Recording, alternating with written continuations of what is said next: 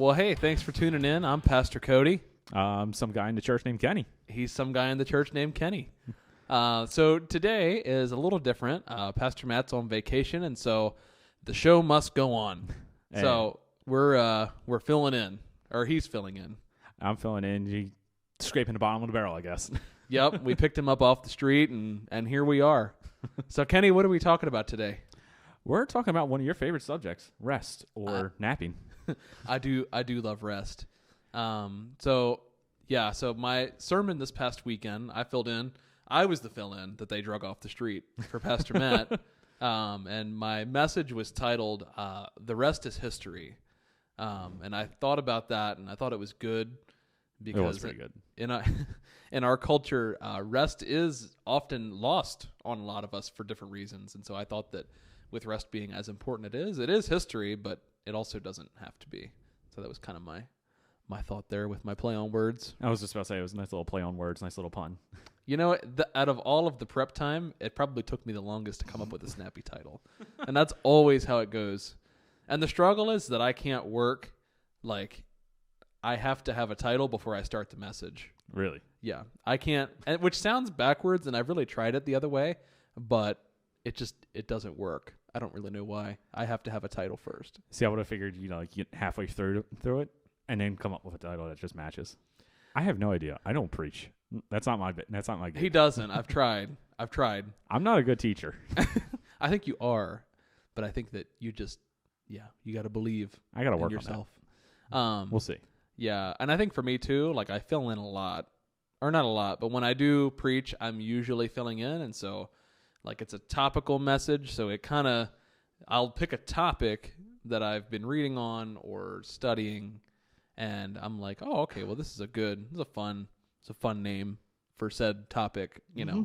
So I guess maybe it's different if you're going chapter by chapter and trying to come up with something, because you're working. Then I think that you would be working a title onto it after you've figured out what the text is saying. Right. I don't know. Maybe I'm just a bad preacher. No, you're not. You're definitely not that. That's too. That could be the case. Everybody has their own ways. Mm-hmm. We sure do. Anyway, so yeah, we talked about rest. So I love to nap. I'm very passionate about it. I'm an Enneagram 9, and maybe that's not what rest is, but it's part of it. So I know nothing about the Enneagrams. Oh. Everybody tells me you should go take one. It'd be good for you, good for your marriage. I just never did it. You know what it is? It's like a thing Christians use that's like the horoscope, but it's not. We don't believe in astrology here. We believe in the Enneagrams. Yeah. Mm. But yeah, rest. This has always been a topic that's always it's never really clicked with me. I know you kind of mentioned it in the beginning where God, this all-powerful God, in the first 6 days, he's doing all this creating, universe is nothing, and here's everything, and then he takes a break. It's very kind of counterproductive to this all-powerful God. He's strong. He can create everything just by speaking, but he needs a nap. Yeah. And it's weird. And I kind of, for really my adult life, I've always kind of been, the stock response has always been oh, well, he was setting a pattern for the Sabbath so the people could have rest. And I'm like, okay, that makes sense. But then when you read into it more, it's oh, okay, well, that really doesn't make sense. To set a pattern for something that's made to be a sign or a reminder of something, like Exodus says, I think it's Exodus 31, it circles back in on itself, if that's how we view that. Right. It's kind of weird. Yeah, I've always been told it's a pattern, but I don't know, I guess lead by example is just the way to do it. But at the same time, you're God. You just, hey, take a break. You're human. You're not like me. You're not all powerful. You're not everlasting or whatever. So you need a break. Yeah. And then the stock explanation is, so in order to compel us to take a break, he himself took a break. And so we should mimic that is the thought, I think. But when we dig into it further, and if you heard the message or if you watched the message, you kind of know where I'm going with this. But there's, Genesis 1, the view that I take is that it's not and I think it gets messy, and you and I butt heads on this sometimes, as far as a literal view of Genesis 1, and then a view that, you take the imagery for what it is and what it would have meant, and it's far different. The story of Genesis 1 is not that of a detailed explanation as to how the cosmos was formed or how the universe was made, but, God is setting up his temple. And by doing that, he then, as the deity of said temple, has to rest in it after it is complete. And so in the message, I kind of hit on the fact that he completes the setup work, and I use the illustration of our iMac in the sound booth. Right. And basically, there is setup work getting that computer from the factory to work. You upload your user profile, you get your apps, and then it's ready to go to work. And once it's done, you transition from setup work to actually using the machine for what it was made to do. And so my view of Genesis 2, or Genesis 1 and 2, is that, it's not so much he's resting because he's tired or he's setting a pattern, but he's resting because he's transitioning into an active state of resting in his resting place. That's interesting. Mm-hmm. It's different, right? Very different. And it's like, when you look at how this whole pattern would have been done back then, it's so unusual to work 5 days or 6 days and then actually take a break in the ancient world, because you don't have refrigerators. Like, you work every single day, you go get water every single day, you need to get food every single day, or else you're going to die. Right. I actually think about that a lot. Like, probably on the daily basis, I wonder like how people stored food before refrigerators. And I know that like salt is a preservant, but I'm like, that only goes so far, like I don't know. Yeah. Salt. I need answers is what I'm saying. Salt's as a preservant, like that's definitely the number one way that they would have did it. They also had a medieval or ancient refrigerator of sorts where they would dig holes in the ground, like a wine cellar of sorts, where whenever you tunnel down, the earth is just colder down there, so you could store some food down there. I mean, once again, without preservatives like we have nowadays, no refrigeration, no freezers, right, it like only lasts so long time. Yeah. You know what I just noticed, and I can't not say it, is you actually said earth with a TH. I heard it and I was expecting it to not go that way, and it did. So for those that you don't know, I've been bullied for the past couple of months between like him and years. his wife. Or years really. Because, pre-COVID, I was still doing it. I don't say THs that well. I usually say earth.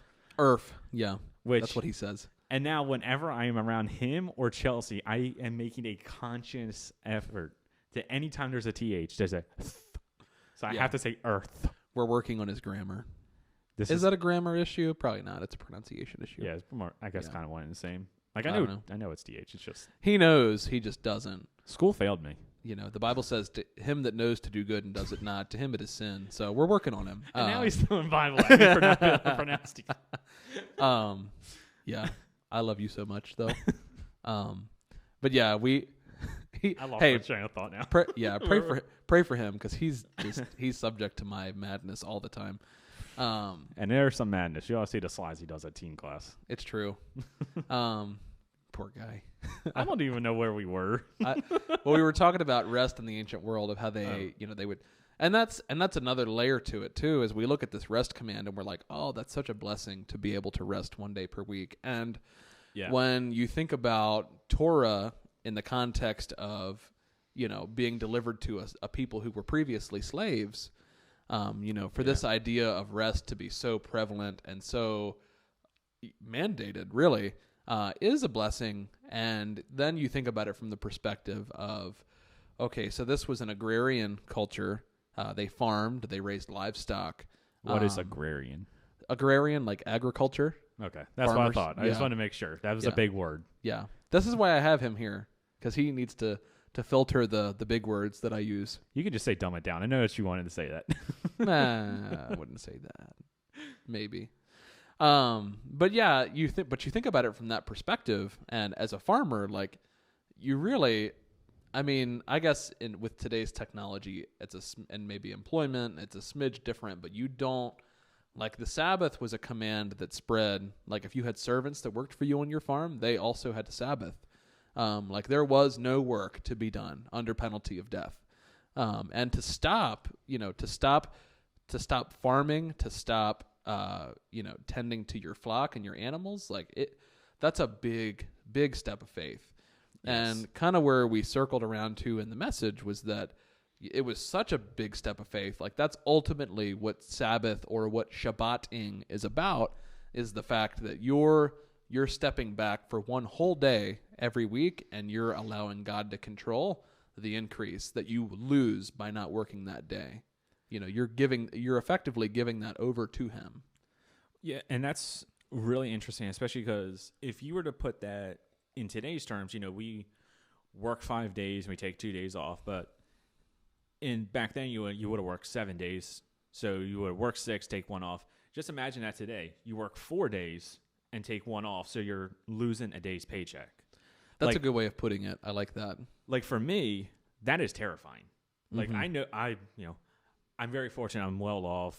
I'm very blessed. But at the same time, if me and my wife were to only work 4 days and we were to both lose 1 day of work each day, I don't know what I do. Like that's scary. Like that really is putting all your faith in God to be able to say, hey, I know you're going to take care of me, even though I'm going to take 1 day off. That is scary. And honestly, in today's culture, if you did that, people would look at you and say like, oh, well, no wonder you're in financial ruin. Like you won't work. Yeah. You won't work the same amount that everybody else does. Do you think that you're better or you deserve more? It would be the response. And I think it was the same in the ancient world, because especially, if you're a slave, like the Israelites were coming out of Egypt, like you don't get a day off.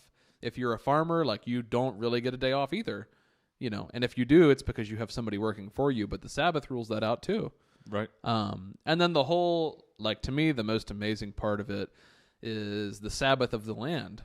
I talked about that I probably didn't give that the attention that it deserves. Well, that's what this is for. Yeah, right. Exactly. That's why we're here. But what's interesting about that, and if you didn't hear it, Israel, one of the Sabbaths that they were supposed to partake in, they would work their land and farm it for 6 years, and then the 7th year they just wouldn't touch it. Which is even scarier. Scary. And they would just trust that God would allow the amount of food that they would need for them and their animals to grow from the ground. And they wouldn't, it goes as far as to say, don't even trim your trees. Don't touch them, is what God tells them. Now, what's interesting, and I brought this up in the first service, and the tech issues really got to me this morning, honestly. Our stream crashed, or it didn't crash, it just didn't go up right, and I had to cancel it and redo it, and we had some other issues to work through. And by the time I got up to preach, I was just like, my head was spinning 6 different ways, which is not an excuse. But it kind of, yeah. It wouldn't be a normal Sunday if there wasn't some sort of a tech issue. You said that earlier, and it's true. There's always, I came in this morning and I expected everything to be in working order, and one of the cameras wasn't working. I was going to say, I don't really do too much of the tech stuff, but, I hear you and Matt and Kyle and everybody talking about all the microphones and the stuff in the sound booth, and it just sounds like something is always going wrong. A mic doesn't work, the camera's not connecting, Facebook is stupid, everything is stupid. Mm-hmm. Everything is stupid. It is. And that's, the guy who does the screens was like, hey, did I mess up the live stream? And I was like, no, it's just something that happens with Facebook sometimes. It just doesn't. We've got gigabit internet. We've got good streaming software. You guys have done so much to improve everything. And it's and then it still doesn't work. There's and it's so frustrating. But yeah, where were we? Talking about Sabbath. Oh, the Sabbath for the land. Oh yeah, seventh yeah. We have no record in Scripture of Israel actually Sabbathing the land, taking that break.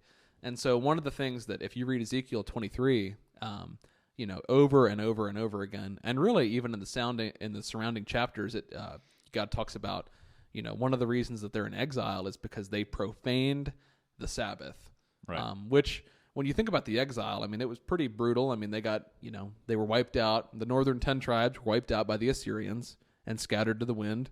Which in a way is kind of being put to death. Where oh, right. Yeah, that's Genesis true. Talks about if you don't honor it, you get put to death. Well, in a way, that is. Yeah. They were put into extreme bondage and extreme exile for that's true. a couple hundred years. Yeah. I mean, you couldn't kill off the entire nation. Well, but I mean, you figure, the Assyrians came along and did the damage long before Brutal. Nebuchadnezzar came to take Jerusalem and Judah. So a long time, and I mean, most of them died, and the ones that did survive were, the Assyrians would take and they would mix populations. So if they conquered, northern Israel, they would take them and move them somewhere, different province, and then they would take other people and move them in. So there was no, it minimized the threat of an uprising Right. if they did it that way. And so that was like that for a long time before Judah was taken over by Nebuchadnezzar. And then they were in exile altogether, from Judah for 70 years in Babylon.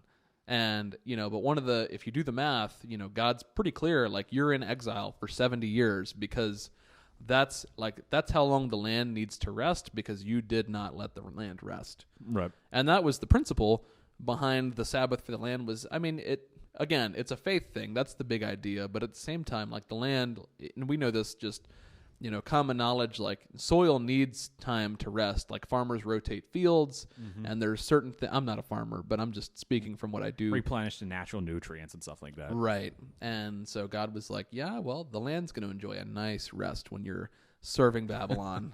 Definitely could rest. But 70 divided by however many, Sabbath cycles they missed. 10, I guess. Yeah, I guess that's how it works. Wait a minute. No. It was 1 year for every Sabbath cycle that they missed. So it's So 7. it would be reverse. So 490? 7 times 70 would be the number, I guess. Yes, 490. Which brings, now that I'm thinking about it, brings a whole lot more meaning to, when Peter was like, Jesus, how many times do I have to forgive my brother if he offends me? And Jesus said 7 times 70. That's interesting. That is interesting. I just thought of that. I'm going to have to chase that. And see where that Numerology is goes. a thing. Yeah, right. It is. There's some truth to Interesting. that. Man, that's good. I got to chase that. I'll have some more on that next week. It's actually kind of funny. As you were preaching, in my head, I was just wondering if the math worked out correctly. I did with the whole every 7 years, take a break. I did because of 2020 and the pandemic and whatnot, and everybody in America took a break. I went, I wonder if 1776 minus or 2020 minus 1776 divided by 7 worked out perfectly. It didn't. Oh, I was man. really hoping That's a bummer.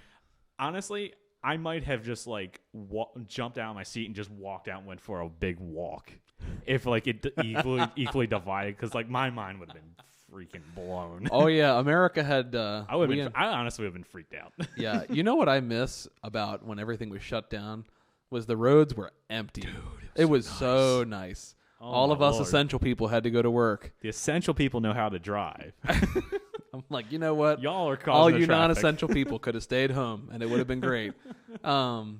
Yeah, but that's 7 times 70. That's just there's something there. I know there is. There's a reason Jesus said that. Man, that light keeps flickering. Did you notice that? I didn't, but now when it flickers, I'm going to notice it. Yeah, it's going to annoy me.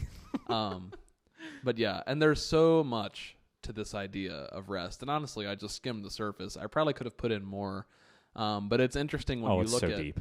When you, and somebody told me, and I brought this up in the 9 o'clock as well. It didn't make it to the 11, but I met with an older gentleman this week, and he was telling me, randomly the topic of rest came up, and I was like, it's funny you said that because I'm preaching on that Sunday, and he was like, I've heard it said that, all of the 10 commandments, whatever, you could break, if you break whichever one, pick one, you break it and there are very real consequences to those actions. Right. And he was like, but today, even today, and he was like, today, all 9 of them you would face consequences for. You could lose your job, you could ruin your marriage. But he was saying that, the Sabbath though, breaking the Sabbath, you would be applauded and given a pat on the back for it. That's interesting. Yeah. And it's true if you think about it. Yeah. Even in church work, it's if you're not running 1,000,000 miles an hour all the time, and you could oh man, our pastor works hard, or oh man, and Pastor Matt, you do work hard, but it's applauded that you never take a break and you're just hustling. You know, even within a culture, a church culture that should have a biblical worldview. Right. It's pretty wild because it's true. Yeah, you look at any of the big time businessmen or the millionaires and the billionaires like Elon Musk. He talks about how he works 12 hours a day, 7 days a week. Mm-hmm. He never stops going. And even when he is resting, more like, falling asleep or whatever, his mind is still going. And that's just applauded. It's still cranking, yeah. William Buffett? Why does that not sound right? Warren Buffett? Warren Buffett. Thank you. Wow. You're thinking of Jimmy Buffett. Those two are not the same. Definitely not the same. Jimmy Buffett's way better. But, Warren Buffett, he talks about how he works 70, 80 hours a week, which is just bonkers.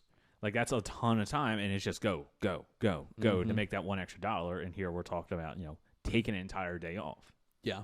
And, like, I don't even necessarily do that, whereas I may not be working, like, my actual job, but, like, Saturday I'm still working on the house. Sunday I come here, I help out minimal, nowhere near as like what you do, but then I'll go home and I'll do more housework or yard work or something or whatever. I'm always working. Like, I don't even technically take a break.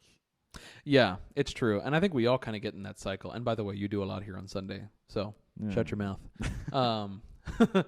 Subordinate. I don't do nearly as much as you guys do. So, like, I help in teen class. Neither here nor there. It matters. It's not the time; it's the impact. Yeah, you agree. Okay. I do Yeah, what I can. It's true. And I think that, for me, the issue is, like, so you think about guys like Elon Musk, and I love Elon Musk. So do I. He's such His Twitter cracks me up. It's true. And I don't know how he does it, but I mean, you look at his life and you look at, he wants to die on Mars. That's his goal. Is that really his goal? It's true. He said, I want to die on Mars. That's one of his life goals. I've never seen that. That's hilarious. Yeah. But you think about, like, how many relationships has he burned through? How many divorces? I think there's no way this one's going to stick that he's with now either. But no. Just his whole, like, the stuff about his life that should matter just doesn't, because he's a workaholic. And that's a prime people example. Like that are just wired differently. They are. But think about in that situation, though, like, how different, what would his life look like if he actually took time to take care of himself and those that were around him? You know what I mean? That's actually interesting. I wonder what that would look like. I mean, sure, Tesla would look different and SpaceX would look different, but, like, does that really matter in the grand scheme of things? I mean, do androids actually need to take a break? I don't believe he's human. Okay, I'll give him a pass because he may not be human. He might be an alien. Like, yeah, he's out there. If anybody was, it's him. Yeah. Or plot twist: Alex Jones is secretly an alien. He's been hiding the whole time. Now that's a plot twist. Yeah, that is a plot twist. Excuse me, we're gonna go take a break and put our tinfoil hats on. Yeah, but you just think about, and I think that, like what Paul said in 1 Corinthians chapter 3, I planted, Apollos watered, but God gave the increase. And I think we're so, we work because we're so concerned about getting what we feel like we need, and we just bulldoze God in the process. Yeah. We bulldoze the fact that, and again, we could talk about application of Old Testament law all day long. Oh. But for me, the bottom line is the law or Torah, however the Pentateuch. Like, it points to be Torah abiding is to abide in the Messiah. That is the fulfillment of that.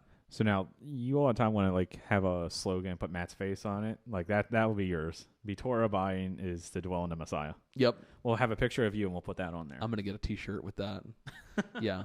But so you think about that, and then we're not going to be punished with death if we don't Sabbath. We're not going to be punished if we don't rest. But the principle is the same. Thank God. The principle and the wisdom behind that, and that's what God said when he gave the Israelites the law, is that, the nations around you will see my wisdom and know better about who I am based on you practicing this, practicing Torah, and, so we can take that and we can confidently say that, A, we don't have to keep the Sabbath if we don't choose to. Paul was pretty clear about that in the New Testament as well. The church isn't, right. Sabbath keeping isn't a tenet of our belief system. It's just not. But at the same time, like, if the law is wisdom, plot twist, all of the Bible's wisdom literature, take that Bible Project. Just kidding. I love that. And that's, I'll finish this thought and then I'll move on. But, as wisdom literature, we should when we're studying the Old Testament, we should be able to look at that and say, I don't have to do that, but why did God tell them to do that? Right. Like, what is the wisdom behind that? And then you look at laws like, God told them, like, when you build houses, when you get into the land, like, build parapets on the roof. Like, I don't have parapets on my roof, partially because I got an A-frame, and secondly because I wouldn't do it anyway because I'm not having parties on my roof. I don't even know what that is. Or maybe I would. I can't speak to that. I don't even know what that is. But it's like it's like, you know how like row homes have, like, if it's a flat roof, they have like barriers in between them on the rooftop. That's what it is. But okay. The point behind that was that, you want, like, there were rooftop gatherings and you want it to be safe for families and children.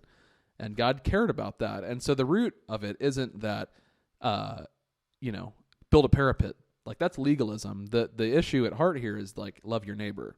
That's the ultimate issue, which is why Jesus said the greatest commandments are love God, love your neighbor. Yeah, I digress. That's something that I always look at. Like, God didn't just say, hey, do this, don't do this, do this, don't do this, just because he's God and he just wanted to put a whole bunch of rules into our lives. There was always a reason for it. Why take that year off? Well, so the land can replenish itself. It's good for you. In the long run, you get more harvest, you're more well taken care of, even though short term you may be suffering a bit. Right. And that kind of goes for everything. The parapets. Mm-hmm. Why do this extra thing? Oh, so your neighbor doesn't fall off and hurt themselves or worse. Yeah, exactly. There's always a reason. Right. And to me, the focal point of it is that it's a faith exercise, in essence, is what the Sabbath was. Oh, it's definitely a faith exercise. And if, like you said, if you were to do that today, only working 4 days, 4 8-hour days, not 4 10s, because those are not the same. Right, yes. If you only worked 4 8-hour days and you're effectively cutting out 20% of your livelihood, what would that look like for you? That's a big step of faith. I'm not saying you should do that, but that's a prime example of that's a prime example of what the Sabbath looked like to the crowd that received it. And that's important too when we're talking about Old Testament theology, is that it was received by a certain people group at a certain time. And those standards and ethics don't apply equally across generations. We have to look at that and use wisdom to kind of figure out what that looks like for us. Right. Something you mentioned before, and I'd never really thought of it until you said it. When Israel was in bondage and slavery to Egypt, Babylon, wherever, did they actually follow that? Did they actually follow the Sabbath along with having to work for their masters? So, like, I assume, like, let's say Egypt. Mm-hmm. Egyptians were, they're having them build bricks or having them gather food or whatever for Egypt. Would they work 7 days a week for Egypt, and then on that seventh day also, like, take a break for themselves, so, like, they don't even gather for themselves, so they're working for Egypt and not hurting themselves? Well, I think as far as Babylon is concerned, I think that if they were privileged enough to practice Sabbath, they could. And I think that they're and you think about how their standard of living changed from their, the first wave or the first, so under Nebuchadnezzar, and then, the change in rank multiple times. And then you get all the way to, the Persians in Esther, they for sure practice Sabbath. Whether they did right away or not, I don't know. But Egypt was a different story because the Sabbath wasn't instituted until after they had been. Yeah. So that's, he knows his timeline better. Hey, you know what's interesting, and this is an interesting rabbit trail for whoever wants to look into it, but the story of the manna falling from heaven and the quail is actually it talks about the Sabbath before the Sabbath was actually introduced and implemented, which is interesting. That is, I thought the Sabbath was never thought about that, did you? No, that timeline never actually. It doesn't add up, and that's interesting. that never actually clicked. I always thought the Sabbath was before manna, and that's why it was just a further representation of it. Mm-hmm. And there's, man, we could really get into the weeds on this one. I'm not gonna. But and that's why, when you read, like, it's clear that, and so inspiration of Scripture is a process, not a one-time thing. It's clear that, like, there's even notes that tell you as the reader within Scripture when things were changed or edited. Like, they chased. I'm just starting to figure that out. Yeah, like when Abraham and his armies chased, the people who had captured Lot all the way up here, and they're like, that's Dan, but at the time that he did that, it wasn't Dan, and that was like late. And I may be thinking of like different place names, but like even about what you're saying. Even if it was written at the time of Moses, like that place name was different. It would have been different then than it was when it was actually recorded, and they changed these things. And so there's like an editing process and multiple hands at work within Scripture. It's not like somebody got hit over the head with something and they woke up and boom, there was a scroll in front of them. Right. And I think a lot of us think that way, and I did for a long time. But the text itself just shows that just it cannot be the case. Right. It is inspired, but maybe not in the way that we initially think. Little sidetrack with that. Growing up, I don't know why we did this as Christians, as fundamental Baptists or whatever, where I never really put myself in the shoes of where the Bible was written to. The Bible was not written to us in 2020. Right. It was written to the Jews pre, Christ, way back when. And whenever I would read the Bible and I would say, and such lasts even to this day, in my mind, I always went, oh, so that means like the 12 stones that's in the middle of Jordan. If I were to go find that spot in the river, I could find 12 stones stacked up. Right. That's not how that works. It's true. And I honestly thought that for a long like, time too. It's like, and it's like Solomon was the wisest man who had ever lived. Like, well, like up until that point or after. Yeah. We don't really know. I've never met that guy, but he didn't build rocket ships. It's a that's true though. Scale. And there's like, right. Will you go there today and that monument still be there? Probably not. No, definitely not. Because if it was, we would know. Yeah, and that's one of those things, especially for something like that in the middle of a river. Like, it's been thousands of years. There's no way those stones are still piled there. If it is, that's a miracle in and of itself. Yes. And so, but you take that, right? And then you can read that and you can say, okay, so whoever wrote this, like when was up until this day? Like how long was that standing for? Yeah. And who, like was that story edited? Was it recorded later? Like there are all these questions that pop up. I wonder if they were rabbit trailing. That. And what I'm not saying is that you can't trust your Bible. You for sure can. Yes. But we're just talking about how this thing came together because we can only know so much. Yeah. Yeah, that's interesting. Mm-hmm. Yeah, it's good. It's fun to think about in appropriate amounts because sometimes it gets a little crazy. Oh, yeah. Yeah, when you really start digging into it and digging into what does the Bible say in the original Hebrew, it's so much different. There's well, I was I was talking to Carmen this morning, and I was like, it's funny. And I was like, I really just wish translations would be better because there's so much about, like, the word, Mashiach in Hebrew is used a lot. I think less than people would expect, but more than you read. What is Mashiach? Messiah. Oh. Yeah. If you were to transliterate it would be Messiah. Okay. But, it's different. It's a whole lot different when you read through the Psalms. Like I think it was Psalm 137 or Psalm 132 that I referenced in my message. And later in the Psalm, it talks about the Lord's anointed. Mm-hmm. And that's kind of an ambiguous term, but if you were to literally translate that from Hebrew, it would be Yahweh's Messiah. That comes across way different than just the Lord's anointed. Yeah, because the Lord's anointed, I also think of a priest. Right. You could think of a priest, the high priest, not just the Messiah. That actually is totally different. Mm-hmm. And what's great is so that's why like anointed or Messiah became like stock, the Messiah language talking about the one who was to come, but like just to use the term anointed implies that it's a priest king, because in biblical theology priests were anointed and kings were anointed. And so just to be the anointed one, like you could be both of those things. And that's kind of the picture that develops about who was to be in the person of Jesus. And just to say, oh, you're the Christ, you're the Messiah, which Christos in Greek is the same. If you read the Greek translation of the Old Testament, it's where Mashiach would be in Hebrew, it's Christos, Christ, as we get it. But that term means a whole lot more when you're reading over it and it's actually like they just dropped the Messiah bomb. But they never do, and I've yet to find a translation that does. I don't know. That's just a personal thing. It's like we need a translation in the Bible with a very thick note section of how they translate it, why they translate it, just to kind of. It's true. So there's sense of it. There's a group. I can't remember. I have it in my bookmarks somewhere, but there's a group that is doing a translation project, and they're taking and creating volumes for every book of the New Testament, and each book they're compiling every single manuscript variant and data, and then they're and it's all one volume. And I mean, these are like fat volumes for like John, Revelation, like all of every manuscript that they have for a certain book, they take it and they put it together, and they're trying to put out a volume that has every translation, every text variant. And now that's as you would imagine, they've only done a handful in like 40 years.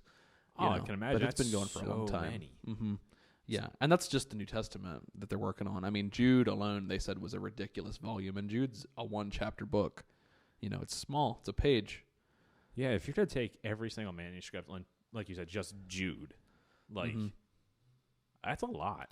Yeah, it's a big deal too. And when you think about it, when you think about how many manuscripts that we have, because the New Testament letters were circulatory, and so people would copy them. They'd go to the next church and they'd copy them, and they'd send it to a community over yonder, and they'd copy it. And I mean, we just have manuscripts are loads of evidence of the fact that Paul's letters were widely accepted and circulated. And that's part of the reason why we have the New Testament canon that we have, is that we know which texts were considered and widely accepted in the ancient world based on just how many of them exist. That makes sense. Like there's, if you have 1,700 manuscripts of one versus 3 of another, you're like, oh, okay, well, this one was, this one was clearly something that everybody used. Yeah, and that's a factor, I think that makes sense. I mean, they canonized scripture a long time ago, but I would assume that's a factor, as far as, or even today, as far as like validating the decisions that were made long ago. Right. Yeah, that's actually one of the things I always wondered. How exactly did we come across these 66 books? Like, why are these in the Bible? And like, I've heard different explanations, like, oh, these are the ones we believe are inspired, or this and that. But just on its face, like you said, you have thousands of copies of Jude, of John, of this and that. Thousands is an exaggeration, but for sure in the hundreds. Hundreds, at least. Thousands altogether in New Testament, tens of thousands in the New Testament manuscripts. But no, I misspoke. Well, I know what you meant, but I know you meant 17,000 total, but like, well, that's just I was just taking a shot in the dark, honestly. Well, there's a lot, but I was thinking 18,000 manuscripts. I mean, that very well may be the truth. You're the Bible nerd; you know more of this than I do. Manuscripts I'm interested in, but it's just kind of a passing thing, But yeah, it can't. Yeah, we could go on forever about the canon and why that is the way that it is, and why it isn't what it used to be, because you have the Protestant canon is different than the Catholic canon, and we'll save that conversation for another time. But anyway, to come full circle, do you have any other notes on rest that you want to talk about? Not that I can think of. I'll probably think about it when we're done recording. I'm sure there's something else I had. Yeah. And I think one of the quotes that I closed, man, that's not going to die. That's going to live on the internet forever. You make fun of me for not being able to speak. But one of the quotes that stuck with me that I read while studying was that, and it was a Michael Heiser quote, of course. Of course. He's my favorite. Well, he's great, so. He is great. 31 episodes left for me of the Naked Bible. I think there's like 380 episodes, and I've listened to 340. I'll be honest, I had to stop because I'm so far behind. I think I've listened to like 45 or 50 of them. So like I've got years left. It's true. I have been like heavily consuming that content for probably over a year. Oh, wow. And it's I'm just now, I'll probably be done in like a month or so. See, I've taken a break from that to listen to others, and like I've been on the Unseen Realm. He's fine. He's been yelling. How many hours? How many hours are you in? How many hours? I got 10 hours left. I forget how many total. Okay, so you're probably like 6.5 deep. Something like that. I think it was a 17-hour book. Yeah. Carmen and I are actually going to do a study, I think, on Supernatural and do some videos on it. That'd be cool. That would be cool. Mm-hmm. That's a book. Yeah, it is. It's a really good book. And Supernatural is like the condensed version, but it's like the same content without the footnotes and counter arguments, I think. But anyway, I digress. So this idea of Sabbath rest, just to kind of put a nice little bow on it, at the end of the message, we kind of circled back around to, to rest, or truly to Shabbat, the Hebrew term, to cease, it effectively means that we are taking, the Israelites made space every week and every 7 years for the land Sabbath. And for us, like we can receive the same Sabbath rest that the writer of Hebrews is talking about by taking and making space for God in our lives. And that accounts to, literally taking our hands off of things that maybe are depriving us of sleep and rest, and just saying, you know what, Lord, like do what you're going to do with it, and I'm fine with that. And it's the same thing. It's a step of faith, just for us, like it would be in the ancient world for the Israelites. And it's just honestly, for me, it's had a profound impact on me just this week. We've had a lot going on, and I'm constantly reminding myself, like, I just need to give it. I just need to give it over and let God do what he's going to do. And I'm just going to be faithful in the meantime, One thought of that: what would a Sabbath rest in the Hebrew or in the ancient world look like? Is there anything on would they literally just I'm just gonna chill back on my nice hay bed there? My hay bed.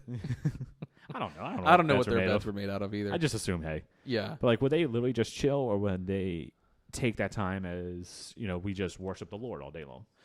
I think it's changed throughout generations. I mean, I think now that I don't even know if we actually could know that for sure. I'm just wondering. I mean, speculation. I think that there were Sabbath feasts. You start off with a meal together as a family. You sing some psalms, read some scripture, pray, and overall just rest. I mean, no kind of work was permitted whatsoever, and that the scope of that got narrower in the New Testament to the point where when the disciples were walking through the cornfield with Jesus, and they chose to pick a piece of corn off to eat for themselves, and the Pharisees were like, "You broke the Sabbath," Yeah. Like, it's just the scope of what it was changed over time.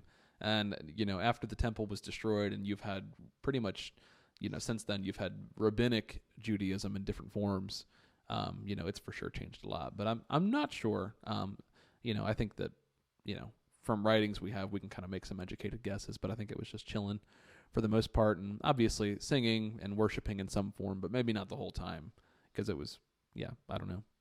We serve a good God. We have the only God, to my knowledge, that says, "Hey, chill." Right, exactly.